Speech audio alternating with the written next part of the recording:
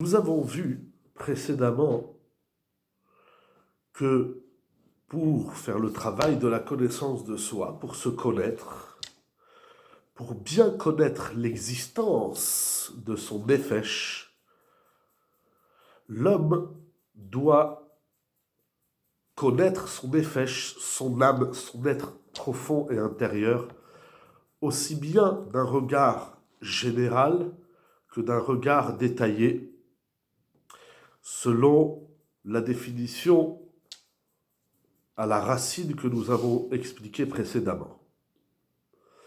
Le Rav poursuit. D'un point de vue très général, l'essence de l'âme de l'homme est unique. Quand on parle de la définition de l'essence, il n'y a qu'une seule définition, Chelek Eloka Mima'al. L'âme est une partie divine, Mima'al, d'en haut, suprême. Donc c'est-à-dire que le Nefesh, il vient, émane directement d'Hachem, de Dieu.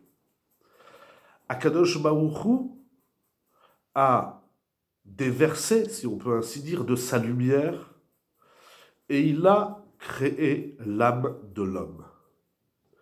Ainsi explique nos maîtres sur le verset qui dit « Il insuffla en lui une âme de vie ». Man de nafah midile nafah. Lorsqu'on souffle, puisque le passouk dit il a insufflé. Lorsqu'on souffle, le souffle vient de l'intérieur de l'être. Ici, Kaviachol, c'est une image pour décrire cette création de l'âme. C'est le souffle divin. Lorsqu'on souffle, ça vient de soi. Donc, il a insufflé en l'homme l'âme de vie. Donc, c'est que l'âme vient de Dieu, entre guillemets, entre parenthèses, de l'essence divine. Mais Atzmo Nafar, c'est donc de lui-même. Akadosh Baruch Hu, de lui-même, a insufflé, de lui-même, c'est-à-dire de ce qu'il y a de l'essence divine. Donc la Neshama vient d'un niveau très très élevé. Cette essence-là, Akadosh Baruch Hu, il l'a insufflé dans le corps de l'homme. C'est extraordinaire. Akadosh Baruch Hu a créé le corps, et ensuite, dans le corps, il souffle, le corps vient de la terre. Et ensuite, Akadosh Baruch Hu insuffle dans ce corps une partie de lui-même. Et c'est par elle, c'est par cette neshama, par cette âme qui est insufflée, qui vient de Dieu directement,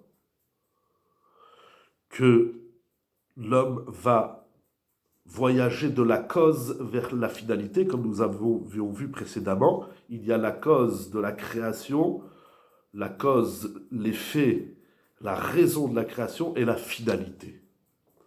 Pour cela, l'âme de l'homme est composée de multiples éléments, de multiples composantes, dont leur fonction et d'amener la cause à la finalité. C'est-à-dire, le travail de l'homme constitue à atteindre le but absolu. Quel est ce but? C'est de dévoiler la partie divine de Très-Haut, le Chelek Eloka Mima'al, qui se trouve en lui, ainsi que toutes les parties de son âme qui ont pour fonction cette finalité. D'ici, nous arrivons à la grande mitzvah de ressembler à Dieu, à Akadosh Baruch Hu. C'est-à-dire, si Akadosh Baruch Hu, il a insufflé en moi un nefesh, ce nefesh doit atteindre un but. Puisque le nefesh vient d'Akadosh Baruch Hu lui-même, donc c'est que moi j'ai la possibilité de faire de grandes choses et surtout de revenir à la source qui est Dieu. Pour ce faire, l'homme a la mitzvah, a de nombreux commandements dans la Torah d'être comme lui, d'être comme Dieu, si on peut ainsi dire. Par exemple, le commandement qui dit « Tu aimeras l'Éternel, ton Dieu ». Aimer. Aimer, c'est-à-dire qu'il y a un lien très fort entre les deux êtres, ici Dieu et l'homme. Ve'ad ve'u. Au moment de la traversée de la mer, les enfants d'Israël ont dit Ze keli ve'ad ve'u. Voici mon Dieu, et je serai comme lui. Eve domelo. On a le commandement de ressembler à Akadosh Baruch Hu autant que se peut. Tout ça, bien évidemment, c'est détaillé longuement dans le Talmud, dans la Halacha, dans le Rambam. De même, Vehalachta midrachav, on a le commandement de suivre les voies de Dieu. Akadosh Baruch Hu, il a un derer, eh bien l'homme, il doit suivre ce derer. Il y a un parallélisme immense entre Dieu et l'homme.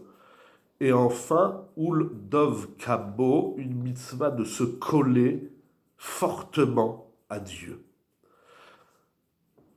Ces quelques phrases que nous voyons ici sont le regard très général de l'essence du nefesh, de l'essence de l'âme.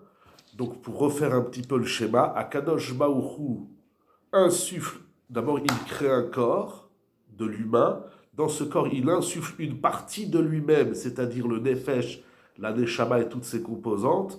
L'homme avec le nefesh, il doit atteindre le but absolu, et le but absolu c'est de ressembler à Akadosh Baruch Hu, à Dieu, donc de fusionner complètement avec Akadosh Baruch Hu. Ça, c'est le regard général du Nefesh. Qu'est-ce que le regard détaillé du Nefesh? Là, on a un regard sur le Nefesh de manière très générale. Nous allons voir, comme le dit le Rav, le Nefesh, l'âme, est composé de plusieurs composantes et éléments que nous détaillerons, mais le Rav fait ce travail, c'est extraordinaire. Et quel est le travail approprié qu'on attend de chaque partie du Nefesh. Aujourd'hui, nous avons vu le Nefesh dans son regard général, dans sa globalité.